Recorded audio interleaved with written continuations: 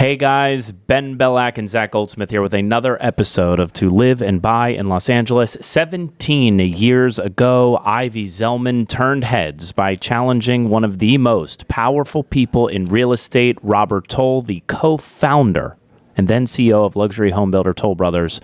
Quote, "I'm wondering which Kool-Aid you are drinking because I want some." Zelman, then an analyst at Credit Suisse, said to Toll regarding his optimistic outlook on a conference call in late 2006. A few months after that infamous remark, home prices began to fall in the beginning of what was later known as the U.S. housing market bubble. Zelman left Credit Suisse the next summer, and by October 2007, she had co-founded research firm Zelman and Associates, where she's still CEO today. And as CEO of Zelman and Associates, Ivy leads the preeminent boutique research and investment firm dedicated exclusively to the housing industry. Since founding her firm, Zelman's housing market calls have been absolutely spot on.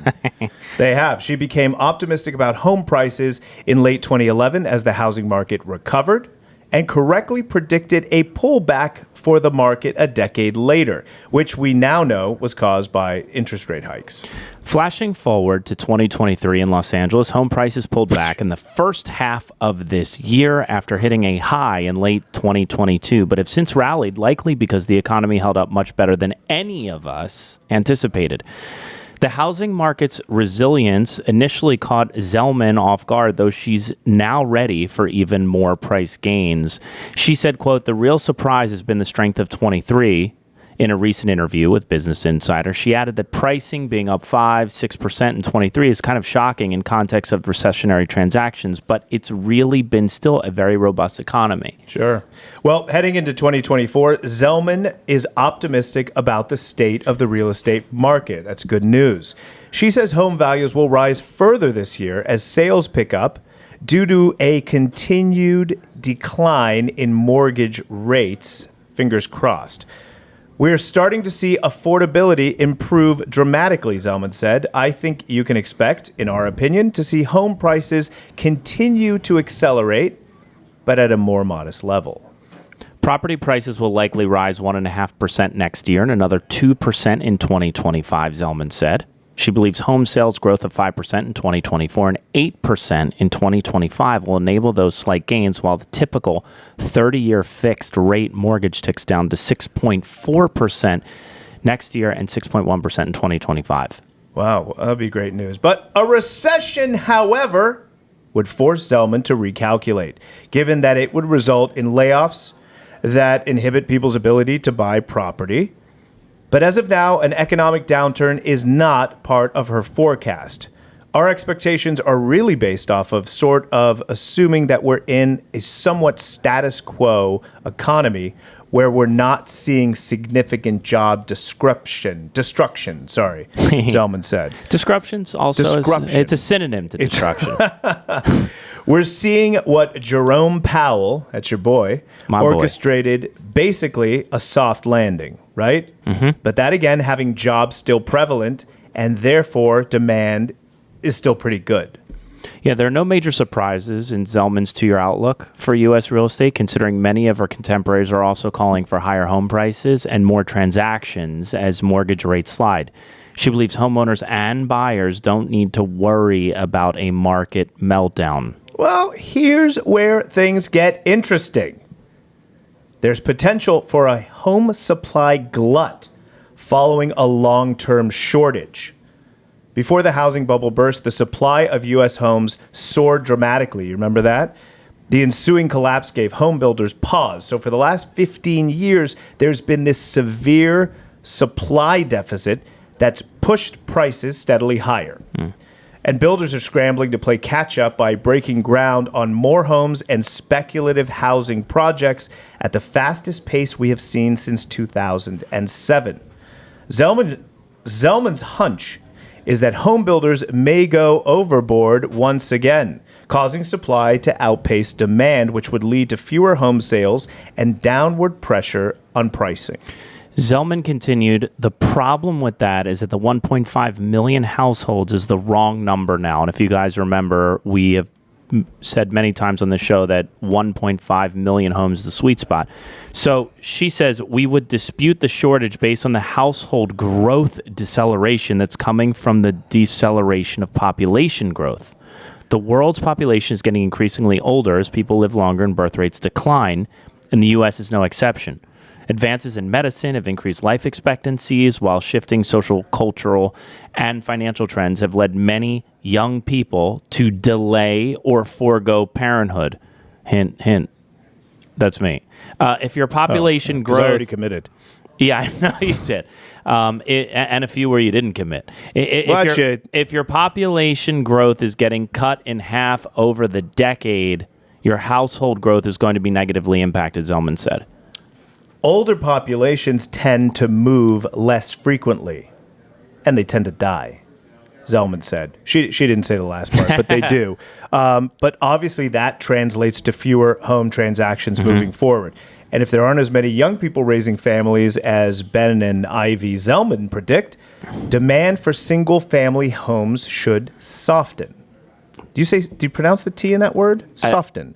Soften. Yeah, it's just when it's fabric, even fabric softeners, not fabric softener. So can I just say soft? Hey, that move to the hole was soft, man. The result of which may be a quieter housing market. Yeah, it's been real quiet, especially around this office from time to time. People don't come in anymore. No, but let's super soft. Well, look, that's Ivy Zelman's take on it. She's been correct, absolutely spot on. Mm-hmm. What are our thoughts here? I'm